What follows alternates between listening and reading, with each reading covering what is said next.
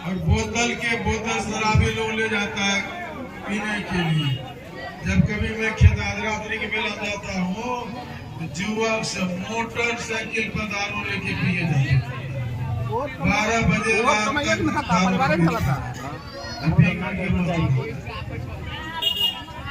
लेकिन संत कबीर साहब ने कहा जो महुआ का बना हुआ दारू पीता है उनकी बहुत फजती होती है। और वो अपने पद में लिखा है, क्या लिखा है? पात लिए सब वृक्ष फले, महुआ फले पत घोर, तेही पतित का रस पिए तो क्यों न फजियत हो। ये तो हम लोग समझने की बात है कि नहीं है? आम फलता है, लीची फलता है, कटहल फलता है तो पत्ता रहता नहीं रहता है गाछ में, पत्ता के साथ फल भी लगता है। लेकिन एक ऐसा महुआ है वो जिसमें जन्म लेता पहले उसी को नंगा कर देता, नहीं कर देता है। महुआ जब फलता है, महुआ गाछ को पता रहता है। गाछ के लिए पत्ता क्या है? आभूषण है। हम लोग कपड़ा पहनते हैं ना, वही कपड़ा के समान वो पत्ता है, आभूषण है गाछ के लिए। लेकिन वो महुआ इतना पतित होता है जिसमें वो जन्मता पहले उसी को नंगा कर देता है। कबीर साहब ने कहा, अरे भाई महुआ इतना पतित है कि जिसमें जन्म लेता है पहले उसी को नंगा कर देता है। वैसे पतित महुआ का रस बना करके शराब पिएगा वो मानव का फजीलत बाकी रहेगा। परार आता है रोड पर, मक्खी भिन भिन आता है। एक दिन एक ऋषिदेव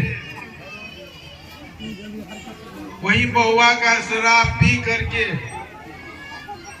आश्रम की बारी होकर टकते झुकते टकते झुकते जा रहा है। जाते जाते लजौनी देखे है ना, जो काट रहता है, लजौनी का जंगल, और उसी में जाकर के वो गिर गया। उसे पड़ा हुआ है, मक्खी भिनभिना रहा है। जिसके यहाँ से वो पी के आया था उनको पैसा नहीं दिया। वो दो व्यक्ति जा रहे थे बहुत तेजी से। मैंने उनसे पूछा आप कहाँ जा रहे हैं? तो उन्हीं का नाम लेकर के कह रहा है उनके यहाँ जा रहे हैं। हम क्यों घर पर थोड़े मिलेगा है, देखिए न लजौनी के जंगल में पड़ा हुआ। उलट करके देखा उसको तो उधर कहले भागा, दूसरे रास्ता से गया। कुछ फैयत बाकी रहता है, कुछ फैयत बाकी है। मैं घर बराबर आता हूँ, सवेरे 3 बजे जा रहा था घर की तरफ। एक शराबी पी करके 4 चित रोडे पर पड़ा हुआ था, मक्खी भिनभिना रही थी। लोग देखते थे और चले जाते थे। दोपहर में तब उनके संबंधी लोगों को उठाते। तो शराब पीने वाला का भजन होता ही नहीं होता है? क्या उनकी बुद्धि सुबुद्धि होती है? बुद्धि सुबुद्धि जब शराब पीता है ना, वो माँ को माँ नहीं समझता है, बहन को बहन नहीं समझ पाता है, पिता को पिता नहीं समझ पाता है। माँ को गाली पड़ता है, बहन को गाली पड़ता है, पिता को भाई को गाली पड़ता है। समझ हम लोग पास नहीं है। मैं 1986 में रानी पत्रा में रह रहा था, सिद्धेश्वर बाबा की सेवा। वहाँ एक डॉक्टर थे रामनिवास बाबा, उनके थे 3 पुत्र, 1 पुत्री 1 पत्नी। होली का समय आ गया। होली में तो प्राय शराब पीता है। रामनिवास बाबा जो बड़ा लड़का था, रानी पत्रा चौक पर जाकर इतना शराब पी लिया और पागल के तरह उधर चिल्लाते भी आया और माँ को बहन को गाली पड़ना शुरू कर दिया। माँ और बहन दोनों घर में घुस गया, की बार लगा। अब ये बार में धक्का मार रहा है, मुक्का मार रहा है, माँ को बहन को गाली पड़ रहा है। और दोनों बेचारी घर में दर्द से दुबक करके बैठी हुई है। अब ये इतना अभद्र गाली पड़ता था वो, तब तक में उनका दोनों भाई जो था छोटा, वो पहुंच जाता है, देखता है माँ को बहन को गाली पड़ रहा है, तो दोनों भाई उनको का तू क्या गाली पड़ते हैं, अब उनको भी गाली देना शुरू कर दिया। दोनों भाई उसको पकड़ लिया, घर के आगे में आलू खा रहे थे, वो खेत था, अब उठा करके पटक दिया, फिर भी गाली पड़ रहा है।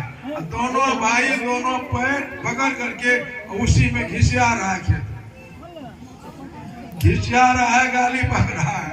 हम लोग देख रहे हैं, बाबा सेवा देख रहे हैं क्या सब नतीजा हो रहा है। तब भी जब वो नहीं गाली बकना शुरू बंद किया, छाती पर चढ़ गए। अब मुक्का दे रहा है उसको। एक भाई जब बाल्टी ले आया, नलकूप से बाल्टी भर भर उसके शरीर पर ढाला, तो भी मुंह बंद नहीं किया। तब दोनों हाथ को पीछे करके रस्सी लगा करके बांध करके, एक कटहल का गाछ था उसमें खूब जोर कर और ऊपर से पानी जैसे भैंस को धोते हैं लोग, उसी तरह छींटा मार रहा है, गाली बक रहा है। दोनों परेशान हो गया, पानी देते देते छोड़ करके दोनों भाग गए। और बंधा हुआ है, उनकी माँ उनकी बहन घर खोल करके घर में खुरपी दबिया खंती जो हथियार था सब उठा करके ला करके जहाँ सिर दरबा को स्नान कराते थे उस कोना में जाकर के जमा कर रहा है। दोनों रो रहा है और गाछ में बंधे रह गया भर दिन। दोनों भाई भाग गया। शाम को सजीदा हुआ, बहुत समझाए उनको, लेकिन सुन मानता ही नहीं था। बाद में सजीदा खोला तो अब दोनों भाई खोजना शुरू कर दिया। कहाँ गया है? डॉक्टर साहब आए, पत्नी और बेटी सब समाचार सुनाए, तुरंत गठर मांगरी कहा कि हम नहीं रहेंगे। तब सीता बाबा समझाए उनको, डॉक्टर साहब उनकी बुद्धि बिगड़ गई, शराब पी गया था, आप भाग रहिएगा, यहाँ लोगों को कौन देख लेगा। बहुत कहने पर तो उनके पोछी के उठा करके सही बाबा घर में पहुंचा दिए।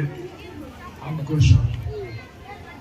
4-5 रोज तक उनका दोनों लड़का गायब रह गया उनकी तरफ से। ये हाल है शराब पीने वाले।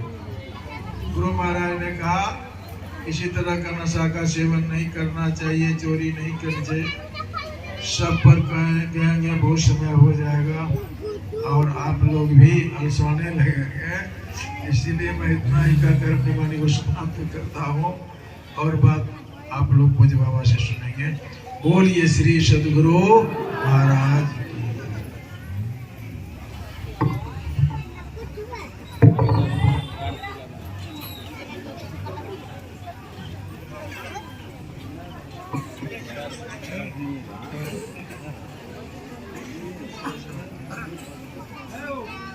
श्री सद्गुरु महाराज की जय। महाराज सद्गुरु है राजन को राजा है, जिनकी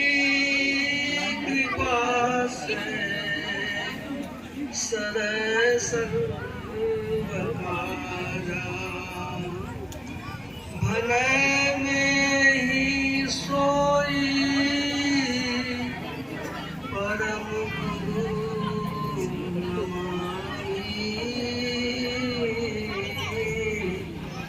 नमामि नमामि नमामि नमामि। श्री सद्गुरु महाराज की जय। त्रैकाल सतत स्मरणीय अनंत श्री विभूषित परमाराध्य श्री सद्गुरु महाराज के त्रैलोक पावन पाद पद्मों में कोटि नमन। मंचस्थ पूज्य बाबा, साधु समाज, धर्म प्रेमी सज्जन वृंद, साधक वृंद, धर्मशीला देवियों, हम लोग आज रहनी के संबंध में दिन से ही सुनते चले आ रहे हैं।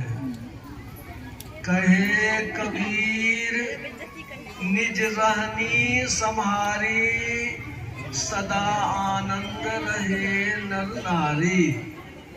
रहनी पहले भक्ति में तो खास करके आप जब भजन भेद लेते हैं तो पहले प्रतिज्ञा 6 महीना से मांस मछली नहीं खाए हैं और आगे भी नहीं खाएंगे, ये प्रतिज्ञा करते हैं। और पंच पापों से बचने का तो शपथ लेते हैं। सत्संग, ध्यान और गुरु की सेवा करना, एक अनादि अनंत स्वरूपी परब्रह्म की प्राप्ति के लिए उद्योग करना, ये सब शपथ लेते हैं। तब जाकर के संत मत में नामांकन होता है। इसलिए कि यह जो भक्ति का मार्ग है, कहा गया है कि सुख को देने वाला केवल यही है। इसको छोड़ करके कहा गोसाई जी ने, राका पति खूरस गई, तारा गण समुदाय, सकल गिरिन दौलाइए, बिनु रवि रात न जाय। ऐसे ही बिनु हरि भजन खगेसा, मिटहिन जीवन केर कलेसा। जिंदगी से आप दुखों को दूर करना चाहते हैं, क्लेश रहित तो होना चाहते हैं, तो भगवान की भक्ति करनी ही पड़ेगी। जैसे कि चंद्रमा खूब झकाझक हो जाए, 16 चंद्रमा उग जाए, सब तारे उग जाए, सब पहाड़ में आग लगा दे, जितना बल्ब भर मरकरी है सबको जला दीजिए, रोशनी तो खूब होगा, लेकिन दिन तभी होगा जब सूरज उगेगा। कतनहू रोशनी होगा, दिन नहीं होगा। इसी तरह से कतनहू इंतजाम आप कर लीजिए। शरीरं स्वरूपं यदि वा कलत्रं, जसश्चारु चित्रं धनं मेरुतुल्यं। ये आपका सुंदर शरीर है, पत्नी भी सुंदरी है, धन कितना है तो हिमालय पहाड़ जितना ऊंचा है, नाम कितना है, जस कितना है, तो चारों दिशाओं में एकदम जय जयकार हो रहा है। लेकिन गुरु नहीं है, भक्ति का मर्म नहीं जाने, ईश्वर का भजन नहीं किए, ततः किं ततः किं ततः किं ततः किं। तो आपको क्या है? कुछ नहीं है, कुछ नहीं है। यह कहा गया, यह जो भक्ति का सुख है, यह जो इसके लिए पहले सदाचार बाबा ने सब बहुत बात सुन ही चुके हैं। मैं भी थोड़ी थोड़ी बातें आपको कहूँगा। भगवान श्री राम है, वो दुष्टों का संहार कर चुके हैं। महाभारत की लड़ाई में कितने वीरों का वध हो चुका है, लेकिन बची हुई है जादवी सेना। जदुवंश में एक से एक लड़ाके बचले हैं। भगवान को होता ही रह जाएगा तो यह खुरापात करबे करेगा। इसलिए इसको भी खत्म कर देना चाहिए और जो भी श्राप था उसको भी दूर करना चाहिए। तो द्वारिकापुरी में सत्संग हो रहा था। उस सत्संग में दुर्वासा ऋषि भी थे, वे कृष्ण भगवान के गुरु थे। दुर्वासा ऋषि थे और यहाँ तो लड़का सब लड़का पोता पोती सब बेमत सब हो गया था। कृष्ण भगवान का एक पोता देखने में बहुत सुंदर था, तो वो सब लड़का सब जो है गुड़गुड़िया सब 15-20 बरस का उम्र का सब ने उसको कहे ये बाबाजी असली है कि नकली है, झूठे पूछे बाबाजी है कि कुछ जनता उनता है। कहा कि हाँ टेबना चाहिए। कहा कैसे टेबोगे, तो रोहन टेबते हैं। तो वो जो सुंदर सा जो पोता था भगवान कृष्ण का वो उस टीम में था। कहा इसको साड़ी पहनाओ। सब लड़का मिलकर के साड़ी पहना दिया खूब बढ़िया से, और उसके साड़ी पहना करके पेट पर कपड़ा बांध दिया खूब ऊंचा करके। अब बांध करके उसको जो है बना दिया और साड़ी बढ़ा करके घूंघट को भी एक हाथ का दे दिया मुँह जल के। और तब जो है सब लड़का उसको आगे आगे करके पीछे पीछे लेकर के बाबा बाबा, हाँ क्या बात है बाबा, देखिए वही जो है ना ये देवी जी जो दुल्हन है दूजीबा है। लड़का वो कहता है दूजीबा है, देखिए तो इसको क्या होगा, बेटा होगा कि बेटी होगा। ये महाभारत की कहानी है, इसका नाम है मूसल पर्व। वो तो दुर्वासा से अपने गरम थे, हाँ इसके पेट से वही जन्मेगा जो तुम्हारे खानदाने को नाश कर देगा। सब भागा भागा तो फिर बलराम जी को मालूम हुआ पेट का रस्सी जब खुलता है लोहा का मूसल पेट से उससे निकला, और वो जो मूसल निकला लोहा का इसी से जनवंश का नाश होगा। तो क्या करोगे, कहा इसको घसो, रेती लेकर के घसते घसते बुकनी कर दिया। जब बुकनी हो गया तो छोटका टुकड़ा बचिए गया। छोटका टुकड़ा बुकनी को द्वारका जी के समुद्र में फेंक दिया। वो फेन पर वो जो लोहा का बुकनी था, लोहा को लैटिन भाषा में कहते हैं फेरम।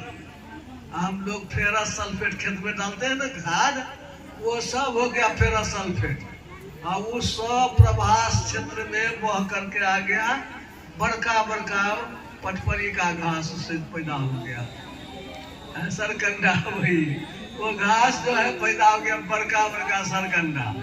और जो है वो जो छोटका टुकड़ा था मछली निकल गई, और वो मछली चली गई एक व्याधा के घर में। उसकी पत्नी जब मछली फाड़ी तो पेट से निकला वो, तो व्याधा ने कहा बहुत बढ़िया लोहा है, तीर इसका खूब बढ़िया होगा। उसने उसका तीर बना लिया।